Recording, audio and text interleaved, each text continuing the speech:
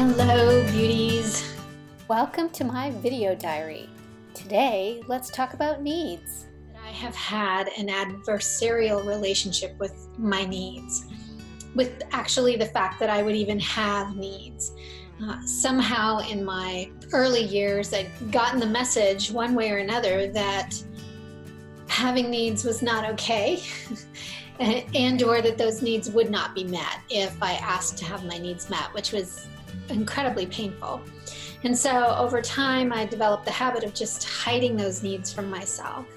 And as most women are or have been, I was very socialized into wanting to put everybody else's needs first, not only because that helped me to escape the sense that I was needy, but also because it helped me to have a way of making sure the people in my space were happy. And if the people in my space were happy, then I might not get yelled at, I might not get spanked, I might not get shocked by some really harsh or negative energy, I might not get picked on, whatever the case might be. So I had developed this situation where I had a lot of unmet needs, significant unmet needs, that would come out sideways because I wasn't giving them airtime. I wasn't in a conscious relationship with them.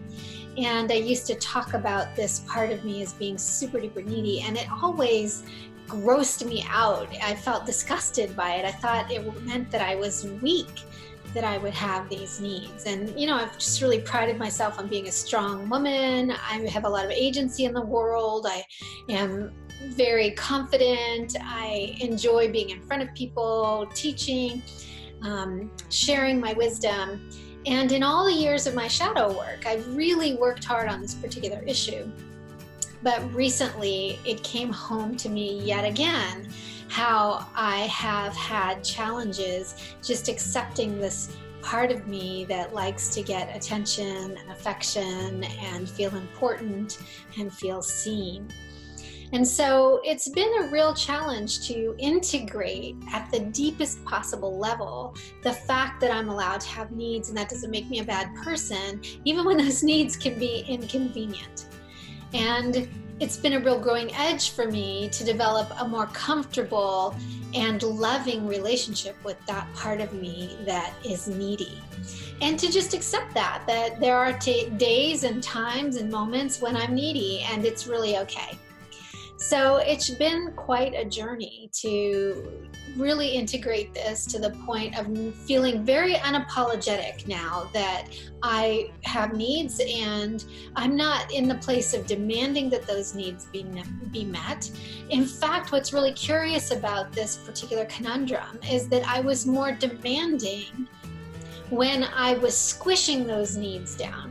And it came from this really strange dynamic that I was able to tease apart. And that is that the more I squished down the needs that I had, the more I found myself in a position where the only way I could accept having my needs met was by telling myself that I needed to earn that reward, that I needed to earn the right to have my needs met, which would push me into this space of overdoing and overgiving, constantly searching the horizon and scanning and looking for what people might need and trying to jump out in front and meet those needs ahead of time. And I always thought that made me thoughtful. In fact, it did make me thoughtful. I'm a very thoughtful person. The problem is, when I'm in those activities, it's not the behaviors that's the problem. It's the place that I'm coming from when I do those behaviors. And so if I'm offering thoughtful things to people and kindnesses to people and gifts to people, and I'm doing it from a place where I'm trying to earn the attention and affection that I desire, then in fact what's happening is I'm giving to get.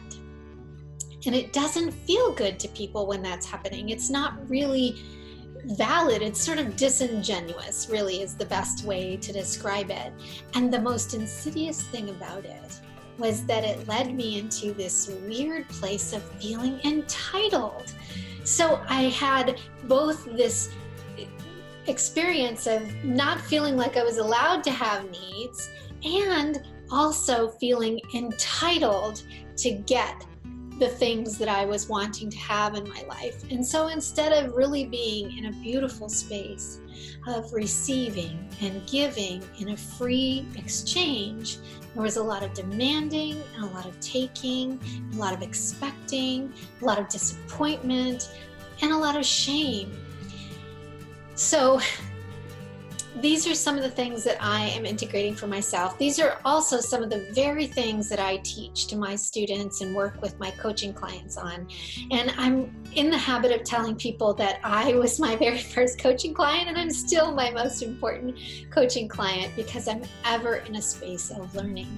So I'd love to hear from you if any of these things that I've talked about resonate with you. If you want to know a little bit more of the nitty-gritty of my process of when I was in it, you can listen to the longer audio clip that's linked below this video on my SoundCloud account. It's a little more vulnerable. I'm still a little bit in the muck, and you'll hear that, but sometimes it's worth knowing when people are really in the thick of it, what it's like. Lots of love to you, and I look forward to talking to you again soon.